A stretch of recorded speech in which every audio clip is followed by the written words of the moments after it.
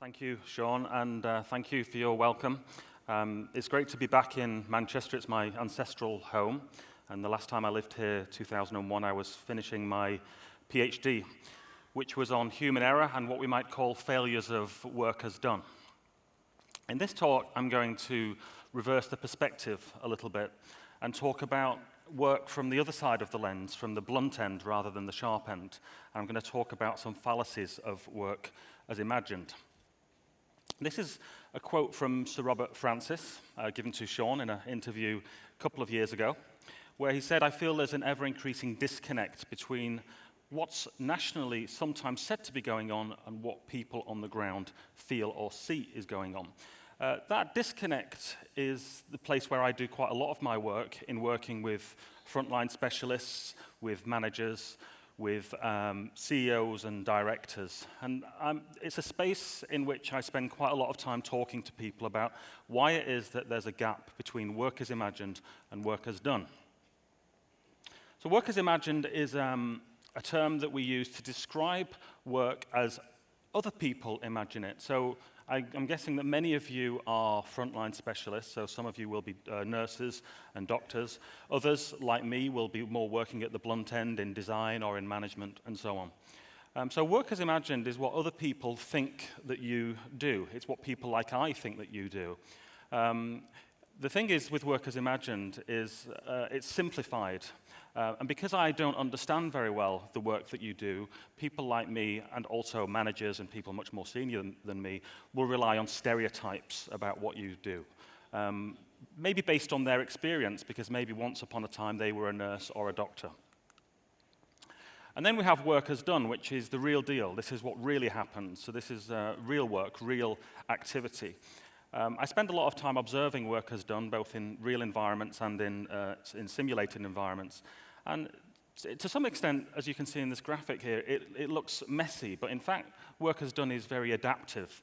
It adapts to a messy environment, to messy pressures, performance targets, equipment that's not always working as it should, shortfalls in staffing, and so on.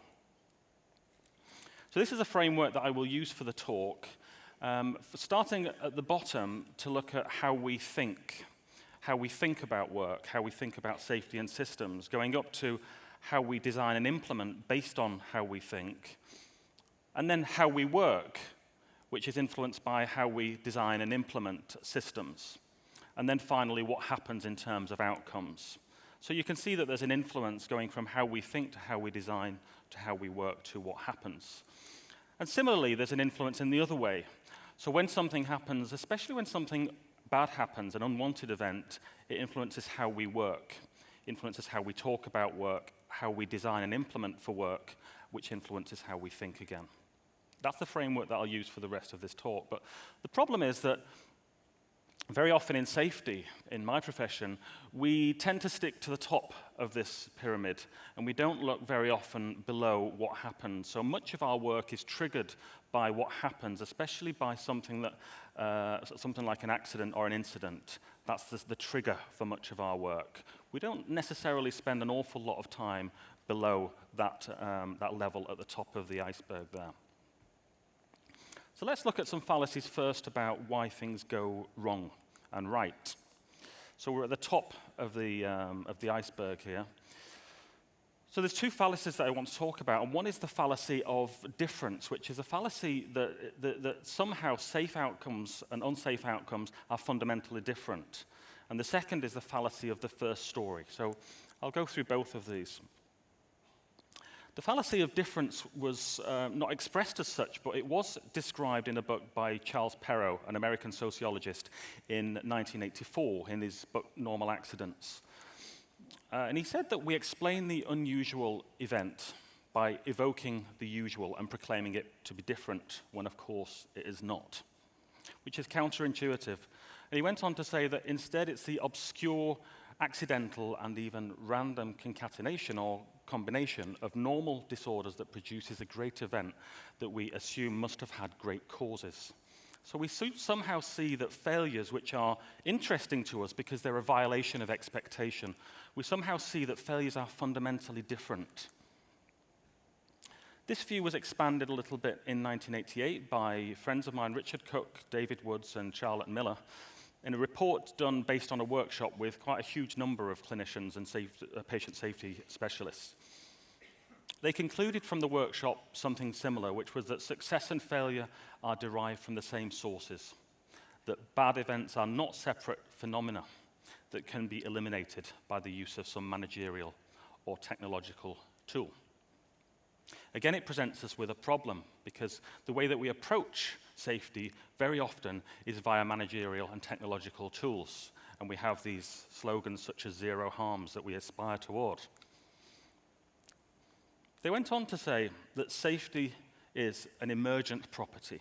It's a combinatorial property of the technical, individual, organizational, regulatory, and economic factors, and how they combine and interact to produce events, to create the settings in which the events, and crucially, the best and the worst ones occur. So what they're saying is, in pursuing success, we inevitably expose ourselves to failure, and failure is really emerging from normal, everyday work and the way that we organize. A useful way to look at safety is when I work with prosecutors and judges and members of the judiciary. This is a very simple way of safety that I introduce to them that they can remember and they understand, and that is the first and second story. And the first story is a fallacy, that adverse events are caused by human error. And sometimes you'll see that reports, root cause analysis, don't go down much further than this, in which case they're not really root causes at all. This first story focuses on what happens very quickly after the event, and the first story comes out very soon after the event. It's highly personalized, so it focuses on who did what at the sharp end, immediately before the outcome. And it's very low in context. It's very low in complexity. And for all of these reasons, it's very newsworthy. It appears to be easily preventable in hindsight and easily fixable. The alternative story, the alternative narrative is the second story that was described in this report, which emerges after a very long delay. Personalization is less prominent because there are more actors involved with more complex interactions between them.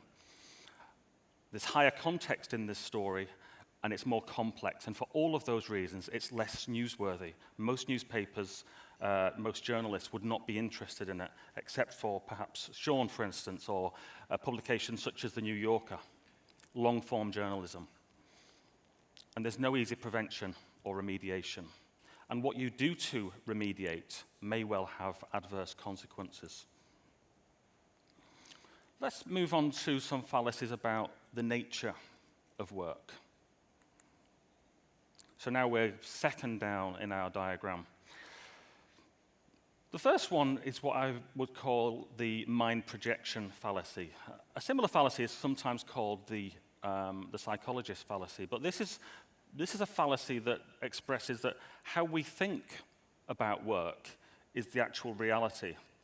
You may find it among people who previously did the job. So I work with many air traffic controllers, for instance. They will go into safety management positions, and maybe they were a controller 20 years ago, and they still think about work in the way that it was 20 years ago. The second is the fallacy of the system as design, which is a fallacy that says that systems, complex systems, such as hospital settings, are designed, and therefore failures are not failures of design, they're failures of the work. If only people would do their jobs, then things would go okay, according to this fallacy. And the third is the fallacy of technical rationality, which is a fallacy that says that people achieve safe outcomes simply by following rules, procedures, policies, good practices, and so on. And we work according to rules. This is a question that I often ask in workshops. And of all of the many questions that I ask with different groups, it comes down to this as being the most fundamental and revealing question. So what is it about your work that others outside of your profession might find surprising, but that might be interesting or relevant to them? A more probing version of the question is the second one. What might you be reluctant to tell people? I sometimes ask these questions and I give people blank postcards in order to write their answers. And on the front of the postcard, I ask them to write to whom their answer is addressed. So I do this exercise with prosecutors, with judges, members of the judiciary, with frontline practitioners, and so on. And you get some really interesting results. If you want to tell me about your work, then my contact details are up there, and you'll see on my blog later that there are some examples of this. After doing this exercise hundreds of times, I look at patterns. So as a sort of natural historian, I look for patterns in the qualitative data. And these are the kinds of things that come out of those data. So there are goal conflicts. We talk about safety first, but safety is rarely the first priority in terms of the demands. And systems respond to demands. There are production pressures, faster, better, cheaper. The system is not as planned. The system is not as it was ever planned to be. In fact, it's degraded. So the system is constantly running in a degraded mode of operation, be it staffing, equipment, procedures. There are clumsy technologies that do not work as designed, or perhaps there were compromises in the design process. Procedures have become complex and too many. In my industry, in a typical air traffic control tower, there may be 2,000 pages of procedures, for instance. There are barriers to feedback from staff, and there are defenses which are constantly eroding and difficult to maintain. This results in staff having to make constant adaptations, compromises and trade-offs, and ultimately you can find a drift in the normal operating point, in the normal behavior. So let's go on to a few fallacies about intervention now. The first one now is, I would call, the fallacy of the magic bullet. So those of you who are in medicine, trained in medicine, will perhaps be familiar with the idea of a magic bullet in medicine. A medicine that addresses a particular problem without causing any other problems. Intervention, we sometimes have a similar fallacy, that if only we do this, if only we introduce a target, if only we introduce a new policy or procedure, if only we introduce more automation, then everything will be so much better, without understanding the unintended consequences of doing so, and without ever monitoring or measuring those. The second is the fallacy of command and controlism, that organizations work safely by those at the top setting the priorities and directing the work, prescribing the work, and everybody else doing as they're supposed to, and reporting back. In complex organizations such as healthcare, and even my own sector in aviation and air traffic control, that's not how things work. What happens with these fallacies is you get a mass production of interventions such as these. So reminders, policies, over-proceduralization, formification, the use of forms for everything, clumsy automation, targetology, performance targets, inspection visits, and unjust sanctions. All of these are fragile strategies, or brittle strategies. So there are gaps in our imagination. So just some examples. These are from nurses and doctors and others in healthcare. So radiology request forms are supposed to be completed by the person making the request, but if that's a surgeon and the surgeon is scrubbed, then it's not possible within the time, and therefore the surgeon may well ask the anaesthetist to do the same. Radiology managers may find it surprising that this departure from the rules is allowed to happen. Central line associated bacteremia checklists are sometimes used with intensivists. These checklists, sometimes it is claimed that they are responsible for a huge rise in success in reduction of CLAB.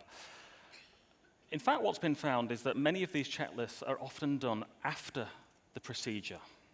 And therefore, it's probably not the checklist itself that's responsible, but rather CLAB packs, where all of the necessary equipment is in one place. This was an interesting case that was told to me by Suzette Woodward. In the NHS, what was the NHS Litigation Authority, there used to be inspections or audits of risk assessment and risk management provisions.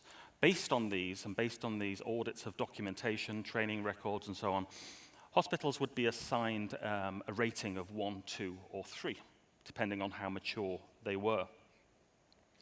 In fact, what was found via a review was that this consumed a huge amount of resources. It consumed a lot of time from doctors and nurses who were taken away from their primary tasks. And as soon as the assessment was finished, things returned back to normal. And furthermore, the rating that was given did not correlate in any way with the safety of the hospital. A very sensitive issue here of DNA CPR forms or instructions. And I've heard cases where those that do not have DNA CPR noted on their records have been given CPR, even when clinically dead in some cases, even in some cases when in a state of rigor mortis, due to fear of induced, of what if we don't follow the rules. So a kind of extreme, perverse result of introducing a scheme, which is a very sensible scheme, but again has unintended consequences that people don't pay attention to. Computerized medical systems. Again, in healthcare, such as also in my own industry, automation is often seen as the answer to all the things. But we don't pay an awful lot of attention to design. We don't pay enough attention to design. In this case, the computerized system could not collate and distribute the results. And therefore, they had to go back to the original system of secretaries printing bits of paper. And so what was a paperless system starts to produce as much or sometimes more paper than what was the case before. This particular story was about care home medication reviews. Now, since the relevant forms have to be issued monthly, there should be monthly consent from patients or from proxy. But that would make the system unworkable for the pharmacist in terms of their workload. And therefore, very often, it's not done. But it's not something that's talked about, and mostly there's no problem. If something did go wrong, of course, then probably the blame would be put on the pharmacist for the fact that this isn't done. But the problem isn't that. The problem is the lack of resources to comply with this procedure. And finally, this was an example told to me by an intensivist, Carl Horsley, in New Zealand. And he looked on his electronic database of procedures and found that about a quarter of the procedures were out of date. And about 20% of them had been opened less than 5 times, including by the person that wrote and managed the procedure. Therefore, we can say that there's an awful lot of procedures that are not being used or are out of date and therefore should not be used. Again, we're not paying attention to that. So in these stories, what we've got is 4 kinds of work, really. So we have work as imagined, and as you can see here, we have work as done. And then we also have work as prescribed. And just to make things more complicated, we have another form of work, which is work as disclosed, which is what we say that we do. And of course, what we say we do is not what we really do, not necessarily. Often for good reasons, because we want to protect our resources, we want to protect our safety margins. The problem is, we don't pay attention to the gaps. We don't talk about the gaps of where work as imagined is different to work as done, of where work as done is different to work as prescribed, or where what we say we do is not really what we do. And there doesn't need to be an accident to talk about this. We should just be talking about this in everyday work, because remember the fallacy of difference. There's no difference in unsafe and outcomes, safe and unsafe outcomes, when it comes to the nature of the work itself. When things go wrong, people are usually doing what they ordinarily do, but sometimes in a slightly different context. Now, just to finish, these presentations can be interesting, but without a shortcut in the map, they may not be terribly useful. So that's where I just spend this last minute or two just to go through a shortcut for designing for work as done. So it's based on a sort of user-centered or human-centered design process. The starting place for designing work is with the work itself. And that's the first mistake that we usually make, because very often when we think about designing a process, so designing a new activity, not just a piece of kit, but a new activity, is we start with planning, like in a PDSA. But before the planning has to come understanding the work, including the context of work, the people who do the work, the activities that they do, and the tools that they do. So that's the first place that we should go to design for work as done. The second is to collaborate on work as imagined, which is what is it that we imagine that we want to do? How do we want to do this? And that needs deep involvement from the field experts, the real experts who are the experts in the work. When I'm doing this kind of activity, I assume the role of apprentice, not master. So I'm in a learning mode, so I have to collaborate with those who do the work. And then we go on to co-design, prototype, work as prescribed, third kind of work. So we have to co-design what it is that we think that we should do. So if it's a checklist, then that's work as prescribed. If it's automation or some kind of equipment that forces you through a sequence of interactions, then that's work as prescribed. If it's a form, then that's work as prescribed. And then we implement this prototype in work as done, either in a simulated simulated environment or in a real environment. And then fifth, we test work as imagined and work as prescribed against work as done. And that form is very important. We're not testing work as done. And that's what people often feel like is happening. We're testing the idea and the implementation of that idea.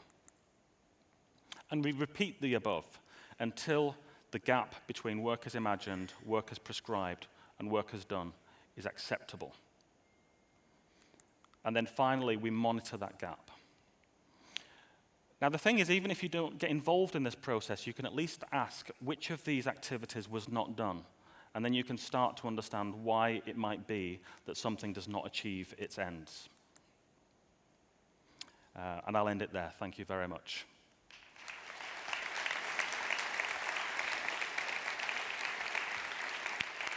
Thank you, Steve. Do you want to? Well, I think that was a fairly comprehensive demolition of how the NHS is currently approaching the way that work is done in the health service. And by all means, please do put questions in Slido. We'll come to Slido in a second. But I want to ask you, Steve, the way you've described there, what we understand about this now, your appreciation of where the NHS is with this, because I know that you've looked at how many people, for example, have the qualifications needed to consider these issues, and the findings were quite shocking, I think. So tell us a little bit about that and what that maybe tells us about the NHS's adoption of these kinds of principles. Yeah. Well, I come from a very different environment of air traffic control, and in one of the companies I used to work in was NATS, which is the UK's provider of en route air traffic control, and they work at many of the airports, at least the major ones in the UK. NATS have 27 also human factors specialists, which may be psychologists, they may be ergonomists, but people who work in that field. Okay. This is for an organisation of fewer than 5,000 people. NHS England is an organisation of about 1 million people, and you can count those human factors specialists on one hand, with fingers to spare. So that's to give you an idea of the difference between an industry that really takes designing for human work seriously and a sector that quite honestly doesn't. And therefore, the consequences are on the front line, who have to adapt to make workarounds and compromises all the time, which is fine until it's not. Yeah. And given that then, what would be your advice to those in the audience to try and maybe adapt and adopt some of what you've said? And when we've got a system like we have in the NHS, which frankly, is everybody's going to struggle to change that overnight. What can people do back in their own organisation to maybe change the way we approach this sort of thing? Well, a pal of mine, Bryn Baxendale, is not here today, but he applied for funding to get 2 posts. Now, this is no magic bullet, this is no silver bullet, but and he got those posts, and other trusts are starting to do the same. But if you're a nurse or you're a doctor or somebody interested in doing this, then you may wish to pursue it and take some education in designing for human work. But the thing is, you need the time to do it. So what's problematic is when people undertake this training, but then they go back to full-time activities and don't have the time to do the work. So that doesn't kind of solve the problem, I think. Just to, yeah, I mean, people can educate themselves, can go onto courses, taking a design approach to work. But as Alison Leary said yesterday, you need the resources to do it. Yeah. You need the time to do it. There's no point having safety managerialism and safety methods and techniques and tools without having the people. You have to have both of those to do it. And I know I can see some questions coming in from Slido, so it's worthwhile letting the experts ask you questions rather than me. So if we can bring the Slido questions up. And there's a question there which I think is an excellent way to sort of balance this presentation with yesterday. So Rob, whoever you are out there, Rob, thank you for your question. An excellent analysis. Where does this leave the top-down strategy for patient safety? Lost. That's a good challenge there. I don't know if Aidan Fowler's in the room. I'll remind him of this question tomorrow. I've not read it, so I think I can kind of duck out of that question. But strategy has to survive first contact with reality. So, I guess we'll see. We'll see. And Scott Morris made that point yesterday when he talked about culture and the difficulty for strategy when it's interacting with the culture. So I'd be interested in whether the strategy started with that first step, which was understanding the work. That to me is quite key. If a strategy does not start with understanding the work, then it's going to be difficult. But let's give it a chance. Let's give it a chance and see what happens. And there's a question here about how do we increase the numbers of human factors specialists in the NHS? I mean, is this about the system, say, just being committed to it, or can organisations do this themselves? Well, you need to pay for it. Yeah. I mean, why is it that we have dietitians in most hospitals, right? But we don't have anybody who's trained in designing work and evaluating human work. It makes no sense to me at all. And I understand it. There's no directive banning these people from hospitals. So actually, individual trusts and boards could make an investment decision for this. Yeah. The thing is, it's very important who you get first, because going into the NHS, from what I understand, it's not the easiest environment to be introduced to. And therefore, the first person needs to stick around in order to build some capacity. Probably someone who's internal, so someone who's been a nurse or been a clinician of some kind, and therefore is used to the culture, can go and get some training in design, and then come back in to actually do the work. But they need a post to be created for them. That's the critical thing, and not just to be doing it 2 hours a week, because you can't work like that. Yeah, there's a great question here from Sylvia, who says, how do we design work with the frontline workers that are already overwhelmed in their daily work and there is no time to involve them? And this is a constant theme through the Congress, I feel, is how do we release some time for staff to consider some of these bigger aims and these wider ambitions? Goes back to Alison's point yesterday. You have to resource safety. And you can have lots of managerial approaches, lots of tools and techniques, but you have to resource it. There's no way around it. What people like me will do first is we'll hang around. So we do a lot of ethnography. So we hang around in your environments as guests, as apprentices, to try to understand what you do. So that's a big part of it. But we also need your help to try to design the solutions to the problems or take advantage of the opportunities that you're aware of. There's no getting around this. You have to have resource. You have to have time. And just to introduce more assessments and more audits and more inspections without having the people just adds to the pressure. And yet we see the NHS do that daily. Yes. Yeah, fascinating. Well, Steve, I think unfortunately we've run out of time, but I think that was one of our most interesting talks I think we've had at the Congress. So everybody, I think Steve deserves a very good round of applause for his time this morning. Thank you. Thank you. If you want to